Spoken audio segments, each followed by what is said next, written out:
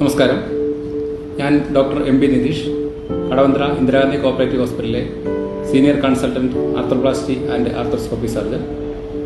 ഞാൻ ഇന്നിവിടെ സംസാരിക്കാൻ പോകുന്നത് ചെറുപ്പക്കാരിലെ മുട്ടുവേദനയുടെ കാരണങ്ങൾ. പ്രധാനമായും കാലിലെ മുട്ടിലുണ്ടാകുന്ന പരിക്കുകളാണ് ഇത്തരം വേദനകൾക്ക് കാരണം.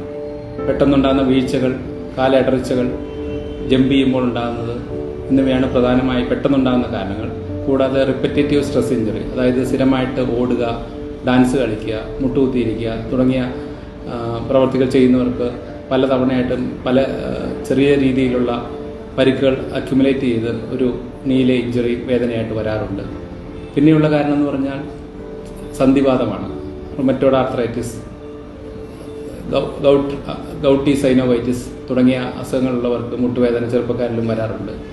അപൂർവമായിട്ട് മുട്ടിനകത്ത് ക്യാൻസർ, സൈനോവൈറ്റിസ് പോലുള്ള ദശവളർച്ച എന്നിവയും മുട്ടുവേദനയ്ക്ക് കാരണമാകാറുണ്ട്. ഇതിൻ്റെ കാരണങ്ങളെക്കുറിച്ച് നമ്മളിപ്പോൾ സംസാരിച്ചു. ഇനി എന്താണ് ഇതിൻ്റെ ലക്ഷണങ്ങളെന്ന് നോക്കാം.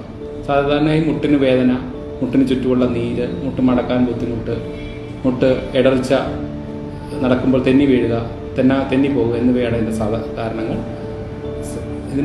മുട്ടിലുണ്ടാകുന്ന പരിക്കുകൾ സാധാരണ അതിൻ്റെ ലിഗമെന്റിനെയും അതിൻ്റെ അകത്തെ വാഷർ അഥവാ മെനിസ്കസ്, പിന്നെ കാർട്ടിലേജ് എന്നിവയാണ് ബാധിക്കുന്നത്.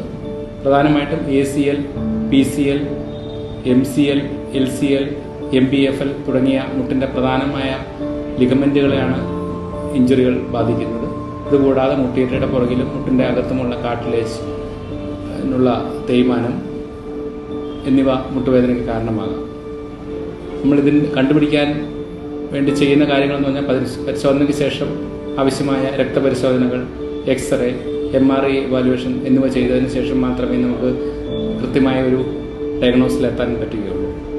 മരുന്ന് കൊണ്ട് മാറ്റാൻ പറ്റുന്നതാണെങ്കിൽ അതിനുള്ള മരുന്നുകൾ കുറച്ചു കാലമോ കുറേ കാലത്തേക്കോ അത് രോഗം അനുസരിച്ച് നമ്മൾ കഴിക്കേണ്ടി വരും. ഫിസിയോതെറാപ്പി, എക്സർസൈസ് മുതലായവ കൊണ്ട് നമുക്ക് കംപ്ലീറ്റ് ക്യൂർ ചെയ്യാൻ പറ്റുന്നില്ലെങ്കിൽ, ലിഗമെന്റ് കംപ്ലീറ്റ് വിട്ടുകിടക്കുകയാണെങ്കിൽ അതിനുള്ള ആർത്രോസ്കോപ്പി കീഹോൾ സർജറിയാണ് അതിനുള്ള ചികിത്സാവിധി. ACL, PCL മുതലായ ലിഗമെന്റ് പൂർണ്ണമായിട്ട് വിട്ടുപോയാൽ അത് റിപ്പയർ ചെയ്യുകയോ റീകൺസ്ട്രക്റ്റ് ചെയ്യുകയോ കീഹോൾ സർജറി വഴി ചെയ്യേണ്ടതാണ്. ചെറിയ രീതിയിലുള്ള കാർട്ടിലേജ് പരിക്കുകളും ഇത്തരം കീഹോൾ സർജറിയിലൂടെ നമുക്ക് പരിഹരിക്കാൻ പറ്റുന്നതാണ്.